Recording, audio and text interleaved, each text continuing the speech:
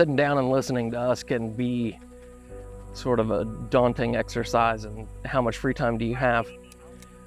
Mainly because if you don't cut us off at some point, we'll just sit down and talk to you about birds for hours on end.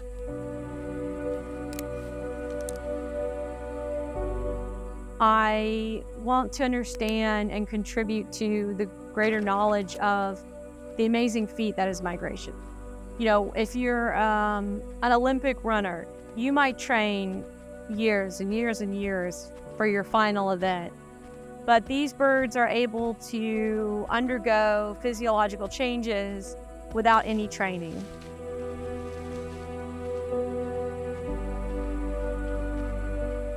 Would leave work and people would ask, oh, where are you going on vacation? I'm like, well, I'm going to go to bird banding. So I'm going to go to the beach, but I'm not going to go to the beach. I'm going to be in the woods at daybreak and get bitten by birds and pooped on and eaten by mosquitoes. And they said, and that's fun for you? Yes, I'm going to have a blast. Most of the time while talking about this, I have a tendency to get emotional. It just sits in the middle of your heart and just beats all the time. And it's never something that you really let go of.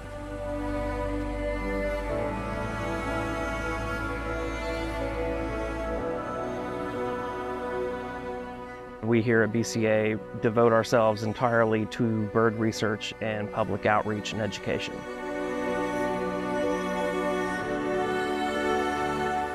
Everybody, it seems like, in this experience has had the ability to come and share something about the birds that they love, but also at the same time be real informative.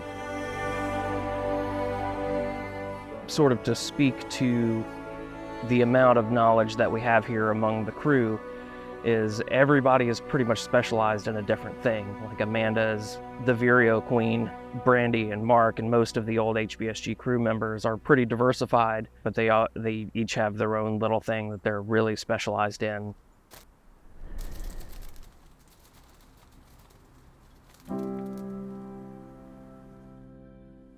It got just hotter sooner, which is kind of unfortunate. And so yeah, we're gonna be closing this net because it's in full sun now. Birds can see it a lot easier in full sun, so they're likely not to get caught. But if they were to get caught, and then we do checks every half hour, it's just not great having a bird stuck in this net in full sun. So for the safety of the birds, we're gonna close this net. That net's a great net for the morning time, but these hot days, not so much.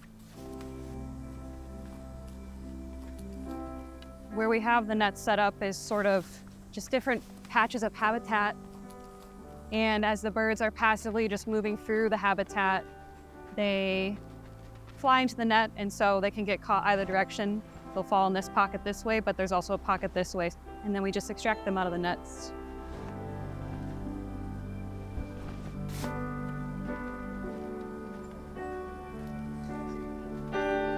Two birds. Great.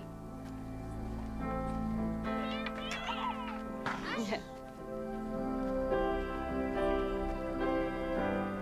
Everything that we do here is highly regulated. So the bird banding lab out of Laurel, Maryland gives us the permissions to ban these birds and anything else that we do. And it's a capture and recapture process. So we ban them, take their measurements, and then we let them go. The idea is to hopefully re-encounter the bird. So if ever we recatch this bird or someone else does, they can report it to the bird banding laboratory, and we will find out where that bird went. The outreach that we do is entirely optional. Not a lot of bird bandings are open to the public, but it's something that we are very passionate about. Quite a few folks that we get here at Fort Morgan are just random people that walk in off the street. They don't have any idea this is going on. They just walking around the fort, stumble upon us, and they end up staying for several hours just looking at all the birds that we get here.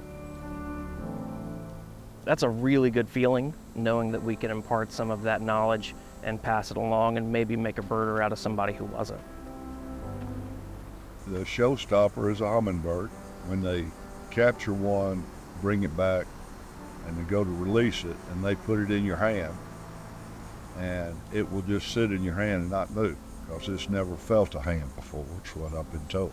Then when you let it go, you just can't help but come back for that same event every year, and then it expands to any bird that they catch.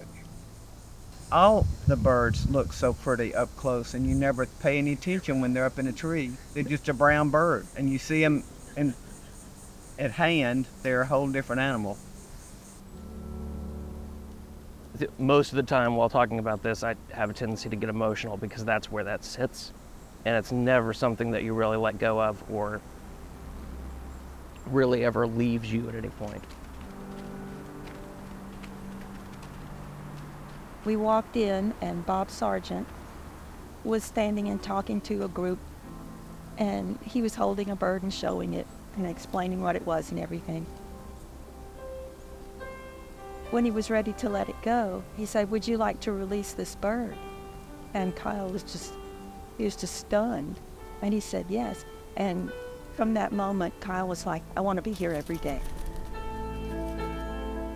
You put a bird in their hand, that the concept of bird goes from this sort of arbitrary, it's just something out there. It's warm in their hand, and you feel this heartbeat, and all of a sudden they recognize that this is like a living creature in their hand. And you can sometimes see a switch come on. And you know that with children especially, they'll carry that with them for the rest of their lives. Sometimes adults too, they surprise you. Even if a kid releases a bird and they don't become a bird biologist, I hope that they at least have a new gratitude towards them. You know, the hope is that they become bird advocates and they'll advocate for protecting habitat and protecting birds, and that they'll in some way contribute to helping those species continue.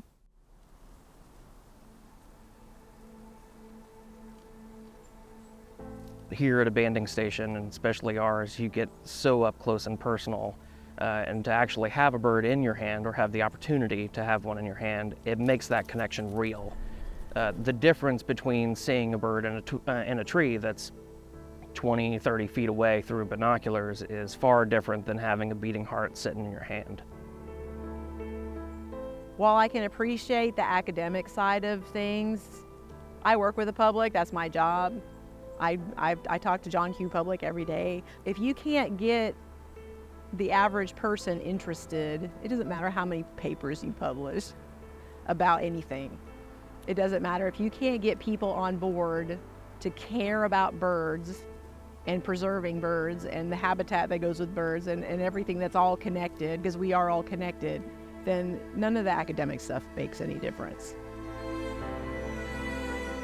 You get to look at it, you get to learn about it. Like, that's the moment where I'm just like enjoying my career the most, because I'm getting that personal connection with this individual animal, but I also know that everything that I'm doing is going towards this animal being able to persist and exist, and I know that like I'm going to do my best to make sure they exist in 100 years, 150 years, hopefully to like several, like as long as the species can exist. Like, that's what I'm doing.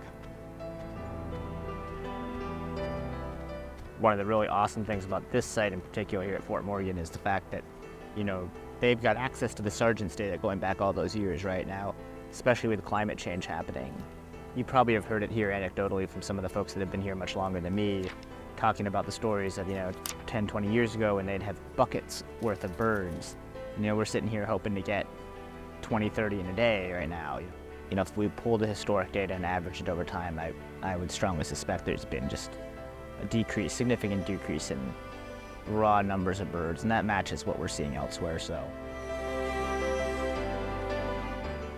Kyle and Emma are the perfect example of why these events work. Like, I know that they started when they were teens, and it inspired their entire careers.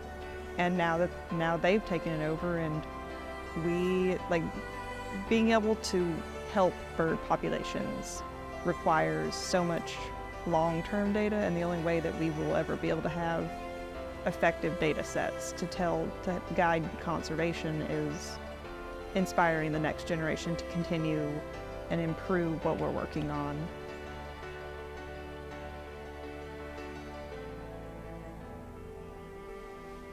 And these events where the public can engage is exactly the way we do that.